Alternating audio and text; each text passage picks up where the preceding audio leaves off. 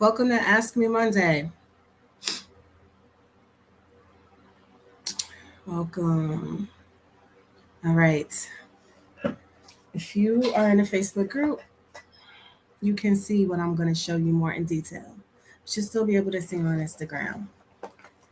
So, for many, many, many, many years, I've been okay. My computer's making that noise. Let me just make sure it doesn't keep doing it. Okay. I've been talking about strong, refined locks that have a really strong foundation. Um, and recently, in the past few years, well, not even, um, I've been talking about problems with lock methods. But what I want to do today is show you putting these lock methods to the test. I'm demonstrating three, and you will get to see in my little demo the beginnings of what I talk about when I talk about how they evolve. All right. There's a lot of pop-ups coming up. All right. So I'm gonna go ahead and show you what I've done back here. Actually, I'm gonna show you the pictures first, and you can see time lapse of what it looks like now.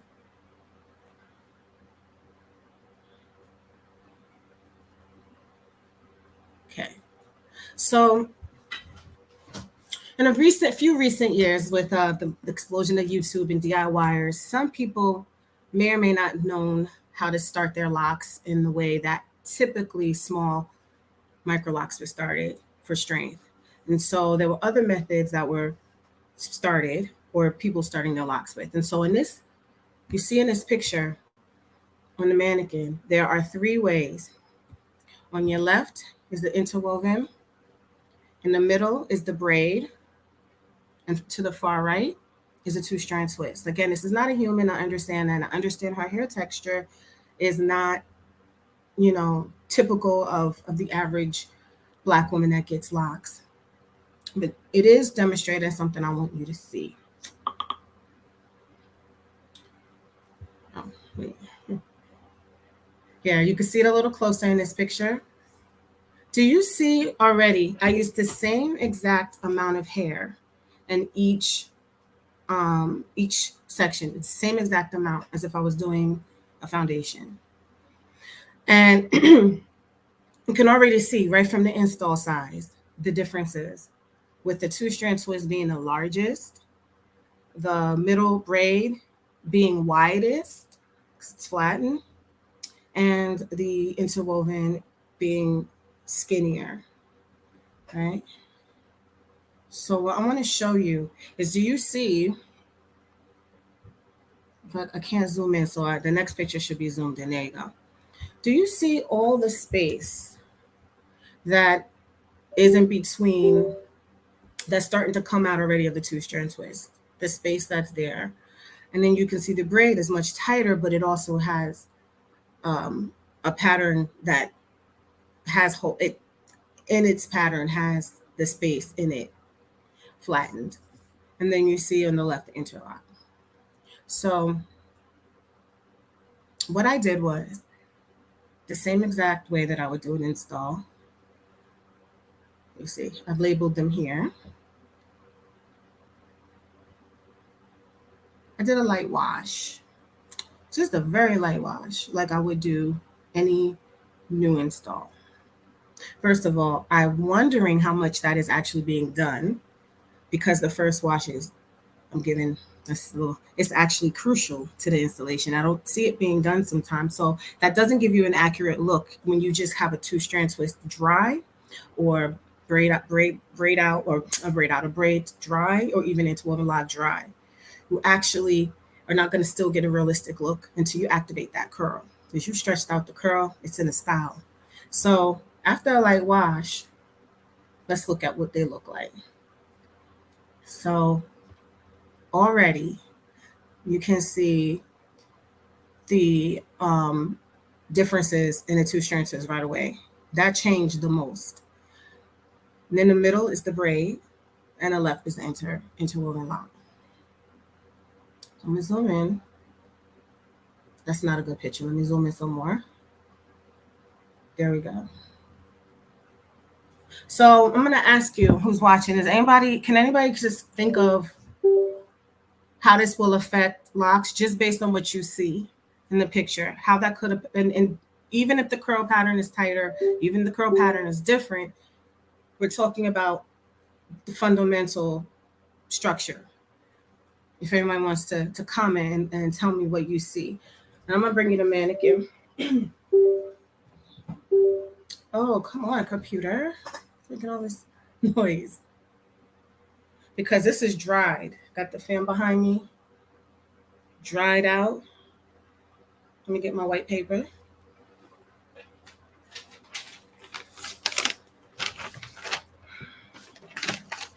Look at that difference.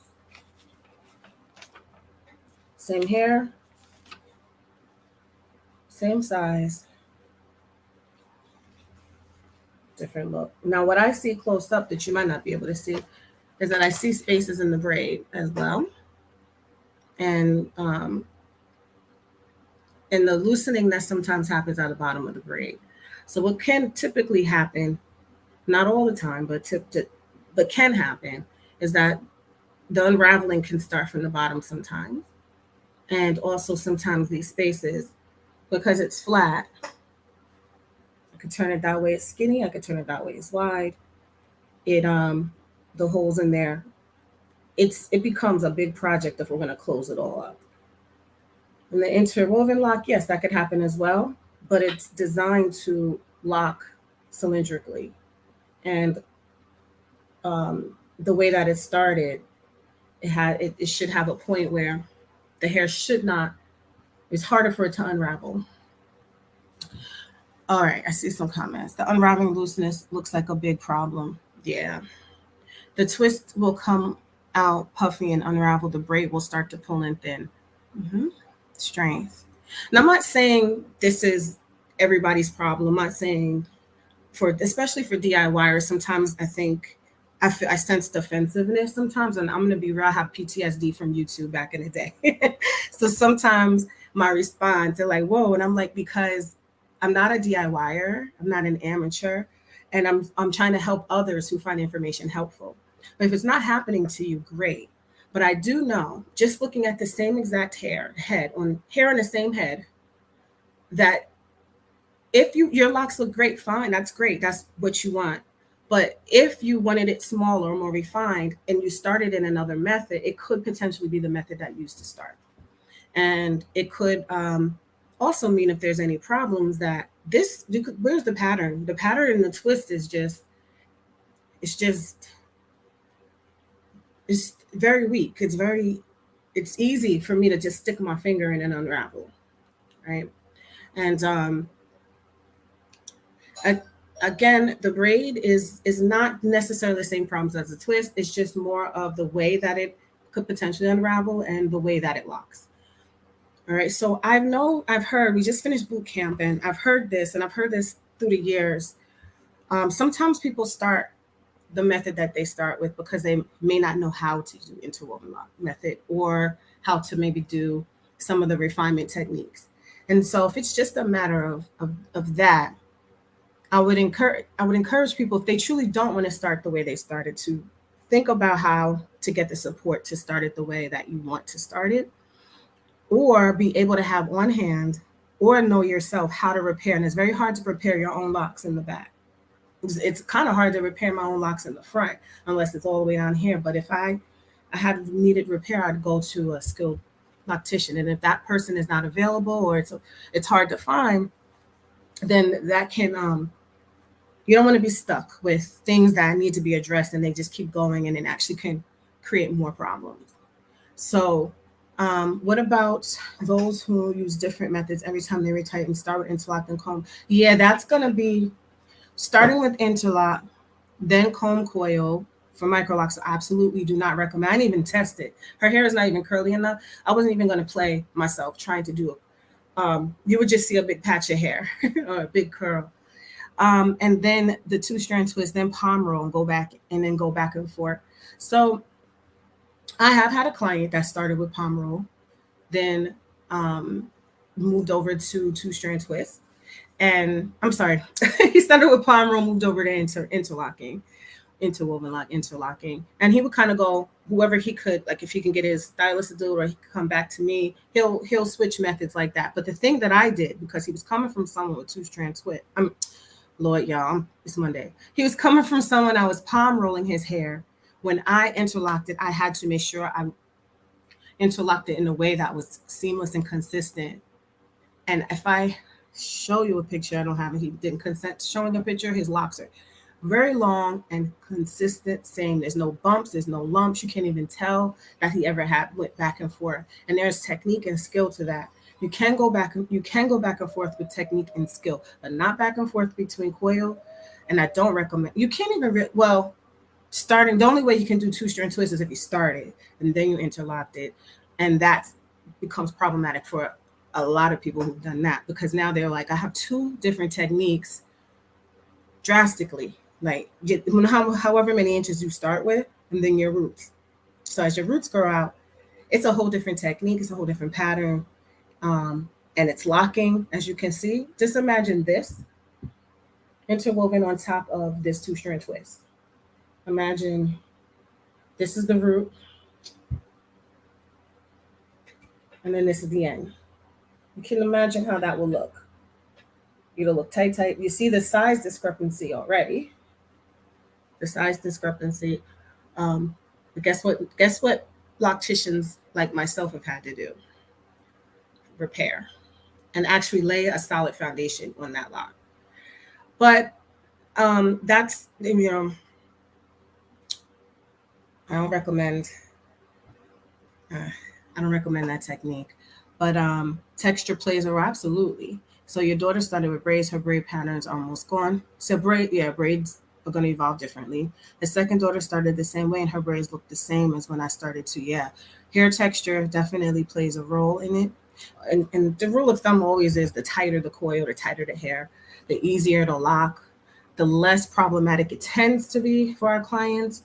I always say it's like good hair reversed. Do you know how we were taught that curly, silky hair is good hair, and that 4C hair, like my hair, was called bad hair, nappy hair. And actually, in this side of this lock world, it actually is what I used to say. Everyone's hair is good hair, but I say your hair is absolutely good hair over here. It is. It locks a lot faster. It locks a bit tighter, but still, even with it locking faster and tighter and being less problematic per se, it really matters how you start for it to look the way you want. Because even if I had textured, let me show you with my let's say this is 4C hair. You're going to do a two-strand twist, right?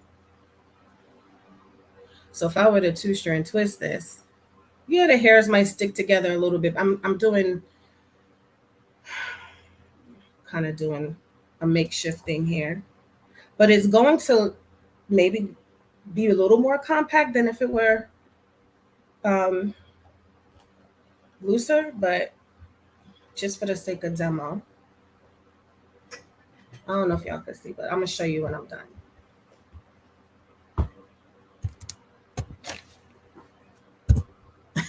Y'all can see. Okay, can y'all see? So let's say I'm two-strand twisting this, right? A hot mess, first of all. So yeah, it might come together a little bit better. I said I do it real super tight. So I think the purpose is you don't want it an install to look, oh, it looks similar to what, the other ways that Michael Locks has started. You want it not to look similar. You want the foundation to be what is necessary for it to evolve the way that you want it to evolve. But I'm really speaking to on a professional level again, and for any DIYers who want to take the advice. I don't tell DIYers what to do with their own hair, but I will give advice for those who are open to seeing what's best for them. This is a twist with that kinky hair, right? But if I were to, maybe next time I'll do it, started with a braid or the interwoven lock technique, it's already going to be skinnier, because this, okay, I'll tell you what I see too in a chair. Spot like this, let's say this might get hard, but this spot might be softer, spongier, a spongier lock with a lot of space in between that is making it bigger than what it should be. So also the pattern is a lot weaker in the sense that there could be weaker points. It could, when the hair does the funky things that it does sometimes, where it will get thin and then you can literally pull the lock off. Like when locks get older and more mature, um, that is going to be even easier to do on that. So you are right, Facebook user, about, oh, I should put your comments up because they're really good comments you guys are leaving. If anybody on IG has any comments, I'm primarily focusing on the Facebook group. So if you want to see what I'm doing, come on over. So Mira said, the unraveling loose looks like a big problem. The twist will come out puffy and unravel. The braid will start to pull and thin. That's somebody's, Sandra said strength. Absolutely. And this is that question about using the different methods. What we talked about. Skill is needed if you go in between interlock and palm roll. Bigger lock. Oh yeah, I didn't give the disclaimer. I'm not talking about palm rolling micro locks. I'm talking about big locks, traditional size locks. Otherwise, it's gonna be a hot mess with micro locks if you do this. It's gonna be a hot mess.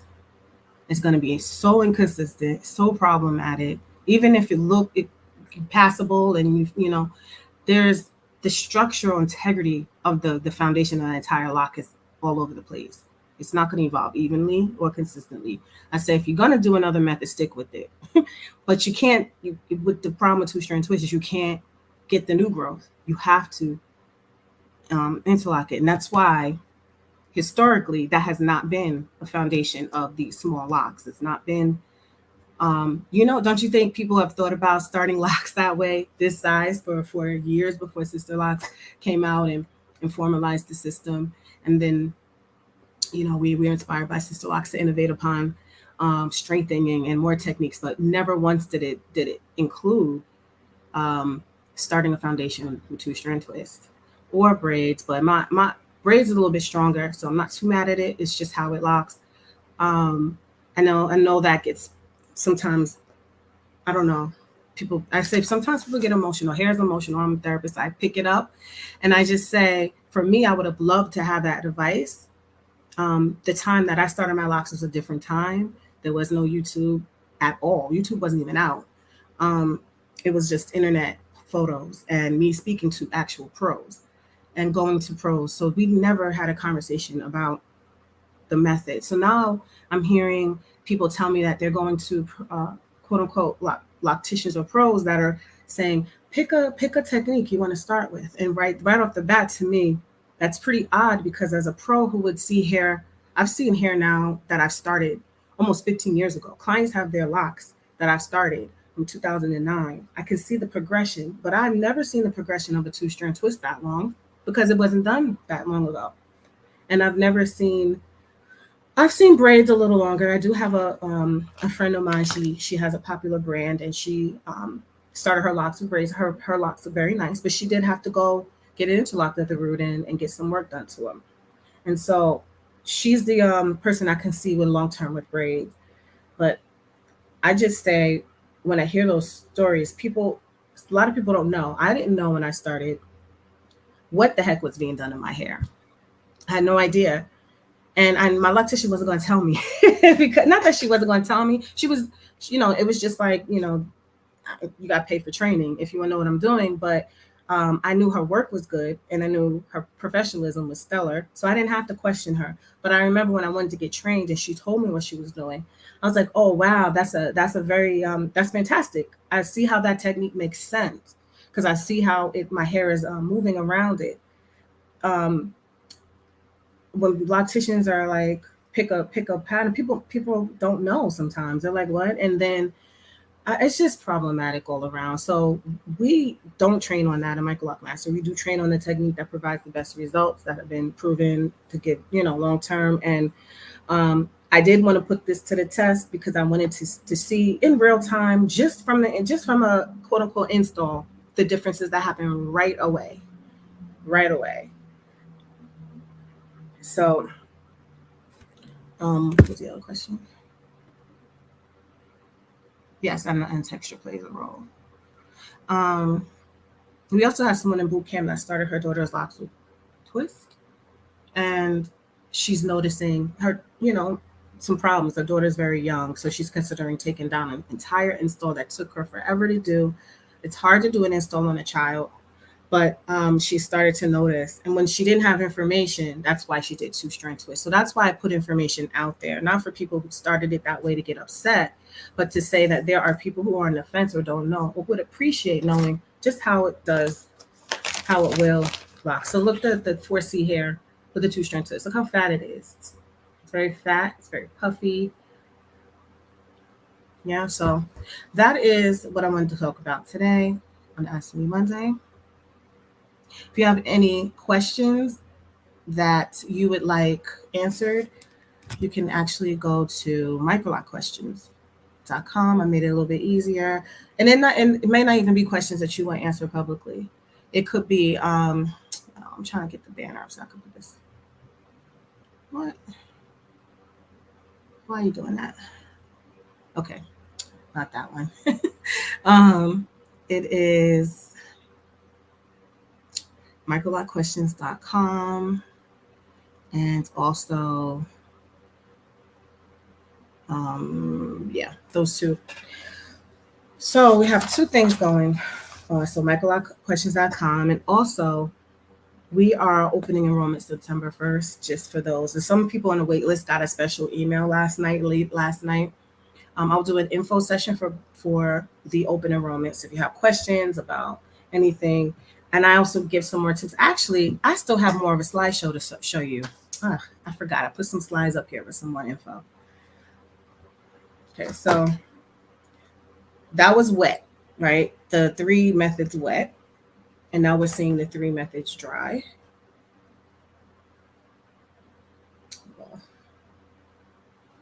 Okay, and now we're going to talk about the most commonly reported problems. These are the problems that people report with their hair. Weak locks, locks that break. That's probably the top repair that I've been doing since the very start. I remember, my first 2010, people were coming in with Ziploc baggies of broken locks. Locks unraveling. Usually, again, texture matters with that. So there would be more of a problem with a looser texture. Uneven shape, size, or bunching. Make this a little bigger so y'all can see. The hairline locks not staying, not locking. Hair thinning, hair balding. And not necessarily due to pulling or tugging or problems with the professionalism of the stylist per se, but sometimes it has been something that I've heard, especially with a specific tool that was being used that has moving parts, which is why my hair tool doesn't have moving parts and why the ones I promote don't have moving parts, because it was catching and it actually was ripping people's hair out. But sometimes also being tightened too tight was another issue, and it would do like the alopecia. Attention alopecia could become an issue. Lack of skill with styling, that's just people, that's a minor thing. Some people either don't know how to style, don't want to, and they don't have to style, but sometimes they want to. And proper maintenance routines has also been a big question. How to properly take care of their hair, of their locks. I always say it corresponds to the stage. Very important that you know your stage that you're in, so that you know the proper routine for that stage, and also what proper routines you need to be doing as your hair progresses. And even older, more mature locks, mine's almost 15 years, I still have maintenance routines that I need to do a specific way that are different from previous years. So maintenance routines is a really important part.